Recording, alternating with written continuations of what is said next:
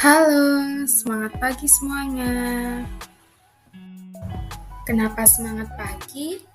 Karena walaupun kalian menonton video ini pada pagi, siang, ataupun malam hari, kalian harus tetap memiliki semangat pagi.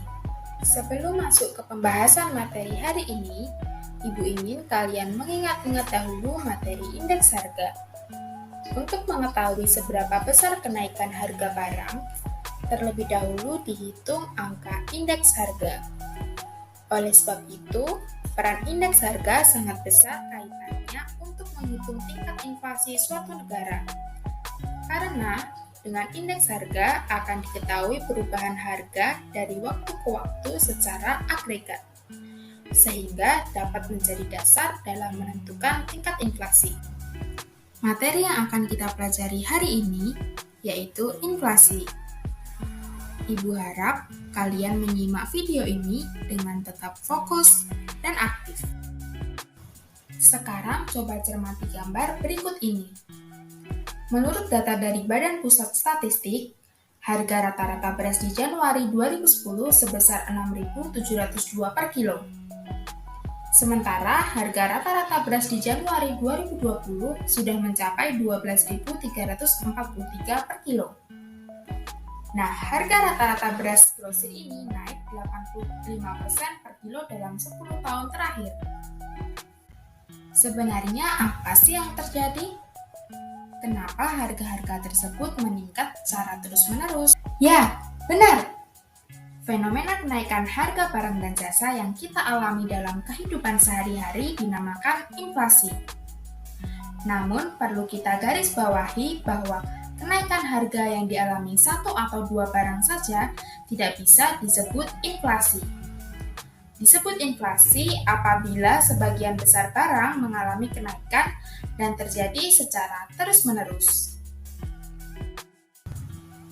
Nah, kalau inflasi adalah fenomena kenaikan harga, maka kebalikan dari inflasi adalah deflasi.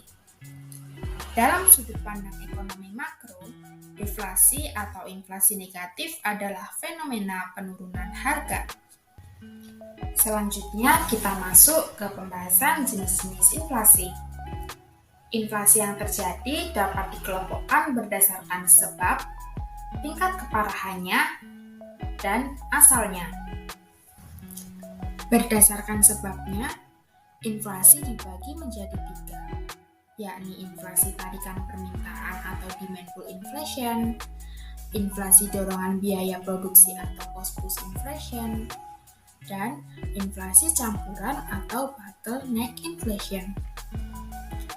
Inflasi tarikan permintaan atau demand pull inflation timbul karena permintaan masyarakat terhadap barang dan jasa tertentu mengalami peningkatan, sementara kapasitas produksi tetap, sehingga terjadi ketidakseimbangan antara permintaan dan penawaran yang pada akhirnya harga akan mengalami kenaikan. Dalam hal ini, permintaan masyarakat meningkat secara agregat. Beberapa hal yang memicu permintaan masyarakat terhadap barang dan jasa yang mengalami peningkatan, yakni jumlah penduduknya bertambah, pendapatan masyarakat bertambah, atau bisa juga selera masyarakat. Untuk lebih jelasnya, silahkan perhatikan kurva berikut ini. Diasumsikan penawaran tetap yang ditujukan pada kurva S. Harga berada pada tingkat P1 dan jumlah barang sebesar Q1. Dengan kurva permintaan ditunjukkan oleh kurva D1. Keseimbangan berada pada titik A. Karena terjadi kenaikan permintaan, maka harga mengalami kenaikan dari P1 ke P2 dan jumlah barang akan bertambah dari Q1 ke Q2 sehingga akan menggeser kurva permintaan ke kanan atas dari D1 ke D2 dan titik keseimbangan akan bergeser dari titik A ke titik B. Inflasi dorongan biaya produksi atau cost push inflation. Inflasi ini terjadi karena kenaikan biaya-biaya produksi. Biaya produksi akan mendorong naiknya harga-harga barang dan jasa. Kenaikan biaya produksi dapat disebabkan oleh kenaikan upah dan kenaikan biaya bahan baku seperti naiknya harga bahan bakar minyak.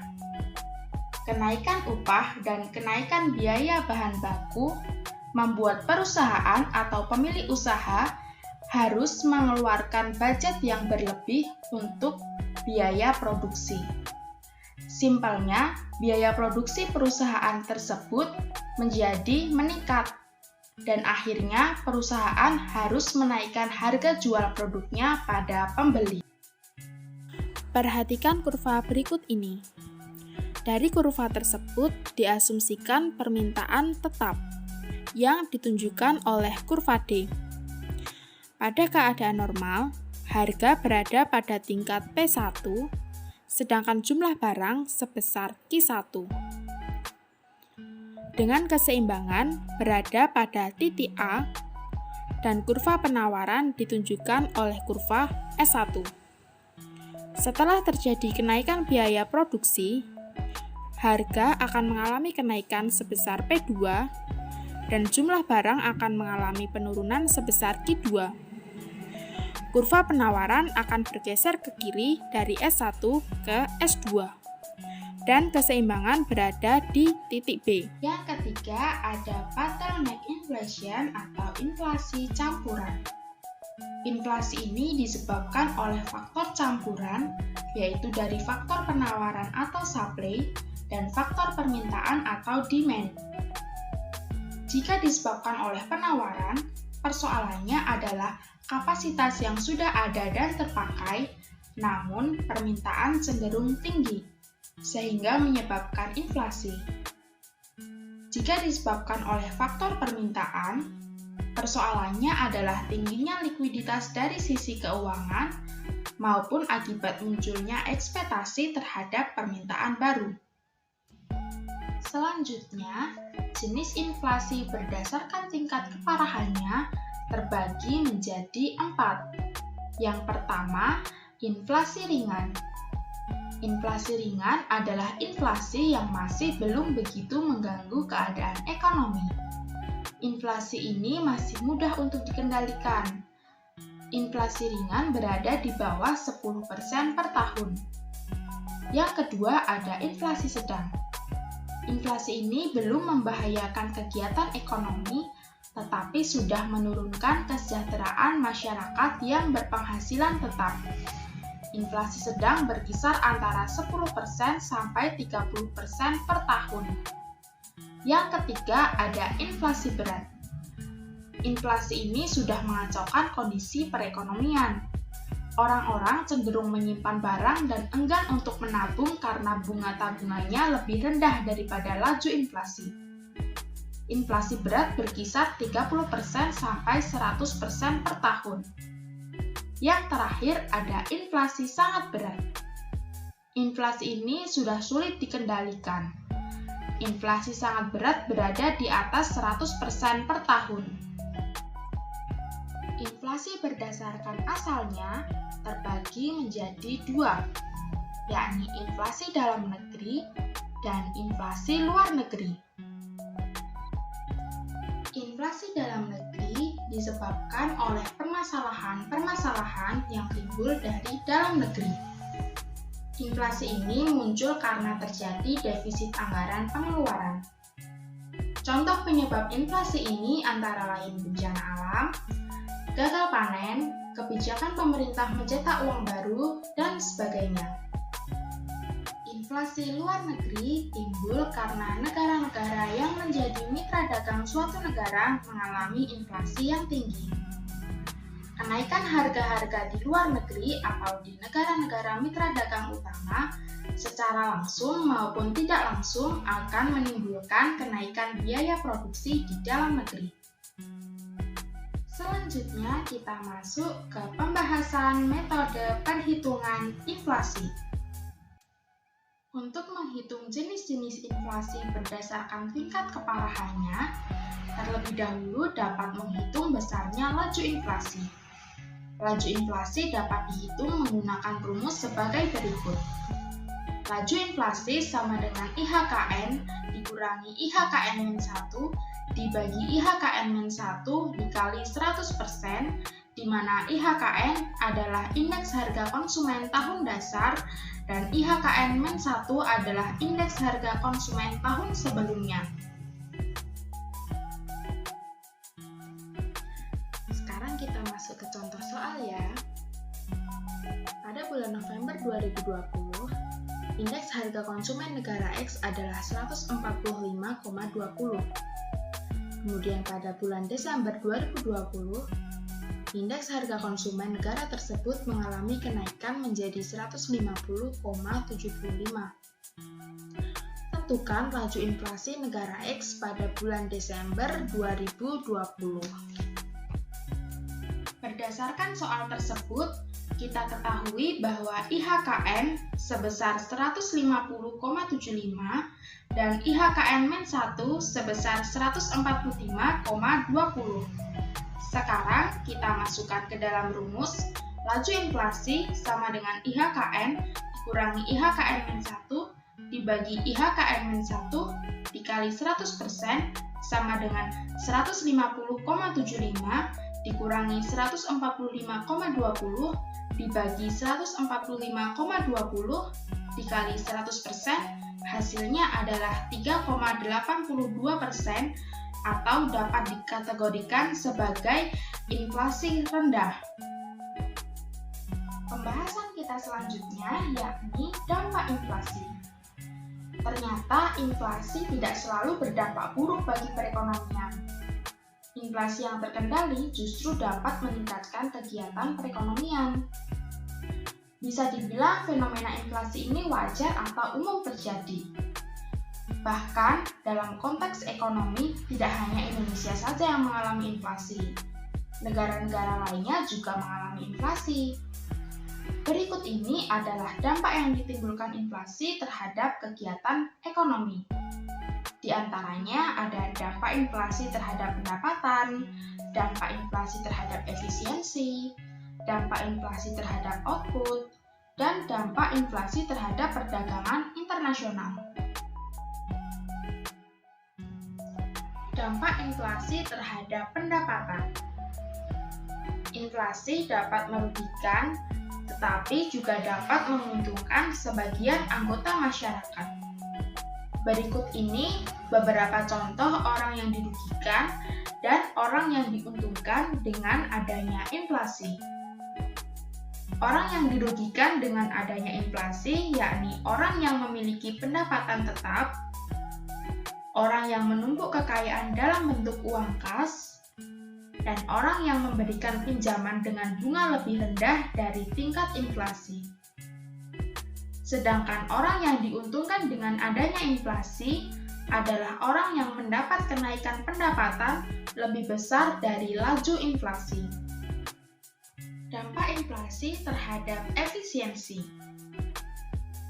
Dengan adanya inflasi, permintaan terhadap barang tertentu mengalami kenaikan yang lebih besar daripada barang lain.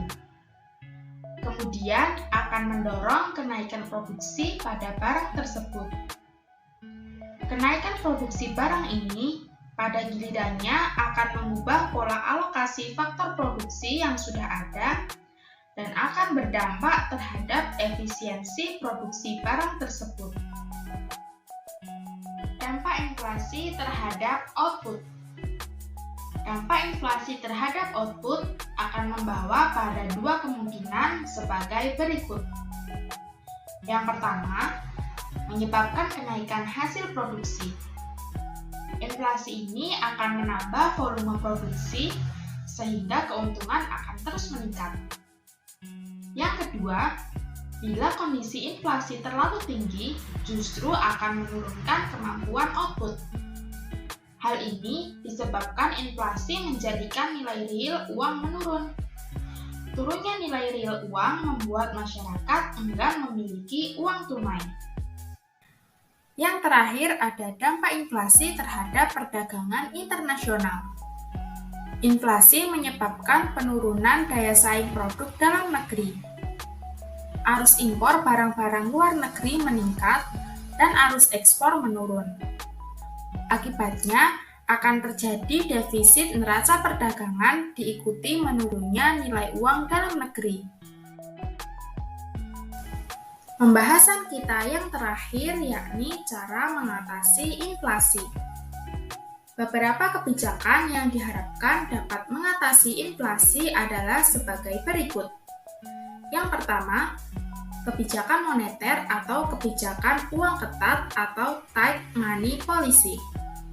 Yang kedua, ada kebijakan fiskal. Dan yang terakhir, ada kebijakan non-moneter atau sektor real.